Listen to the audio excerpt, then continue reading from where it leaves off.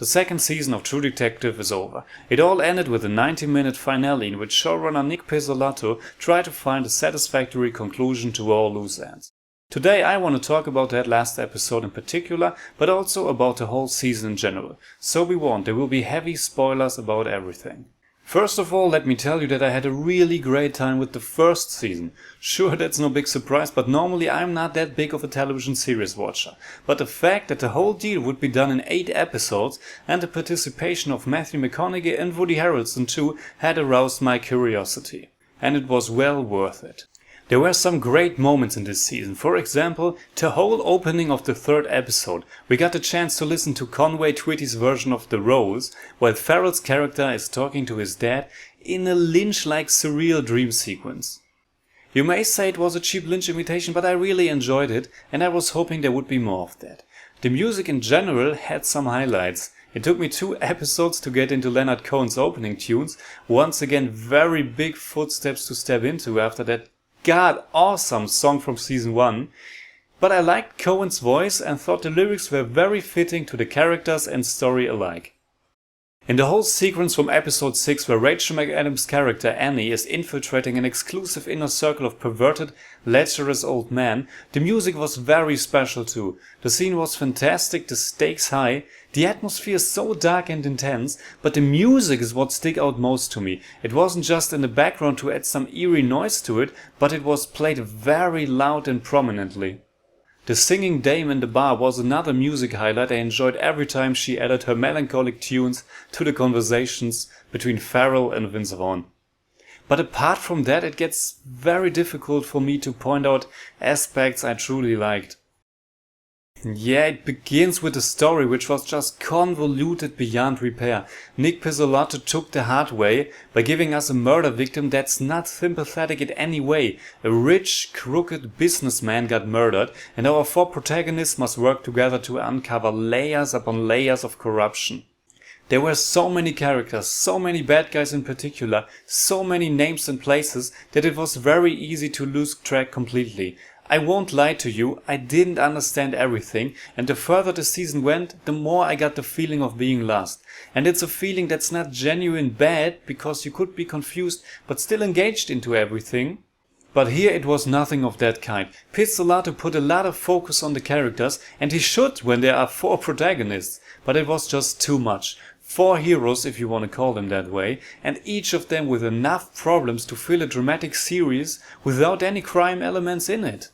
I mean, just listen to this. We got Ray Volcaro, an alcoholic who doesn't know if he is the real father of his son because his now ex-wife got raped.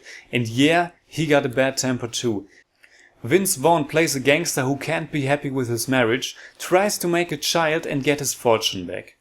Rachel McAdams' Annie is a particular hard case. She was raped as a young girl, is not able to have a romantic healthy relationship, and is kind of sexual oppressing.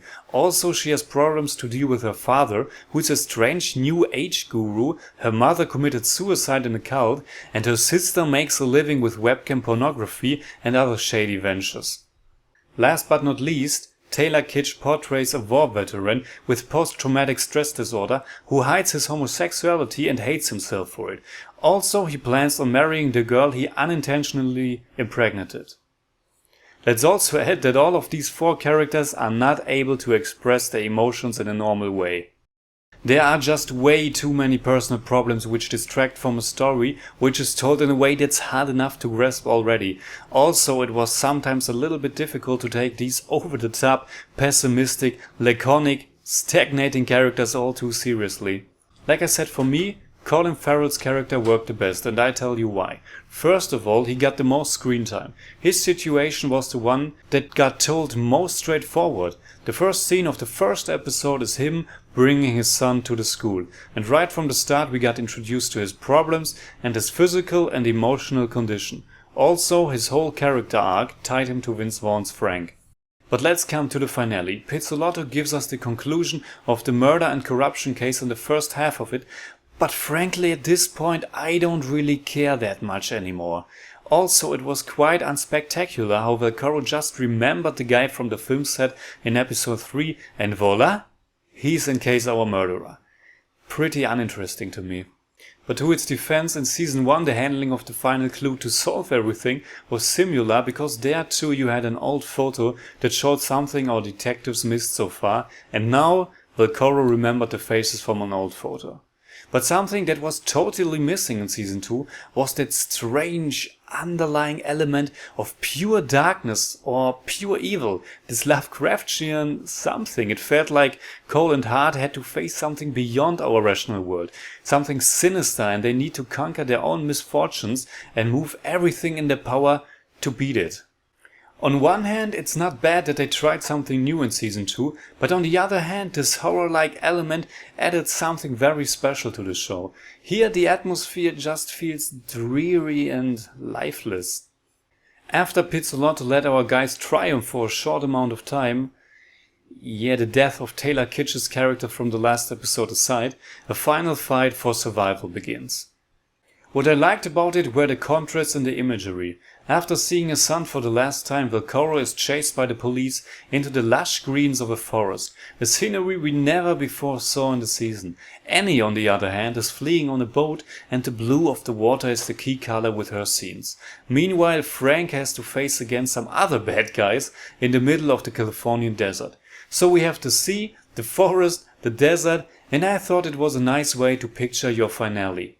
And Pizzolatto kills them all. At least the male protagonist, Taylor Kitsch, is already gone, and now he kills Velcoro in an at least pretty intense bullet-heavy confrontation, while Frank gets a knife to his stomach. Killing your heroes can work out, but each time it happened here there was something that bothered me. First of all, there was Woodrow's death in the episode prior to the finale. After a long fight he was just getting shot in the back by a corrupt police officer.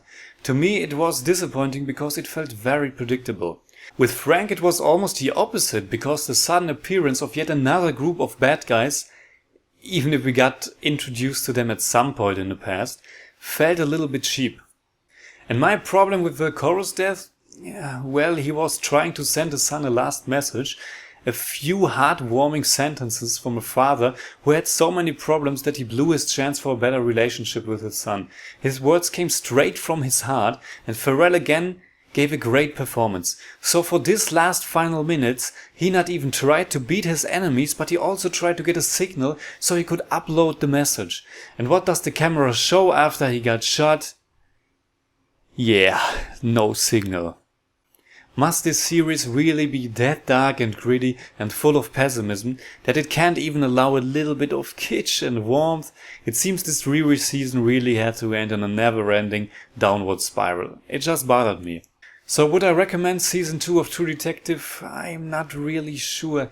I tend to say no. Maybe you can understand the story better if you binge watch it, but then too it will move so slowly, and the constant brooding and very passive character behavior won't be different. There were some really good things here, but for me it wasn't enough, and I hope they will go again in another direction for the 3rd season. But what is your opinion on True Detective Season 2? Did you like the characters, the story and the atmosphere? And are you happy with the finale, or rather disappointed like myself? Please tell me in the comments below.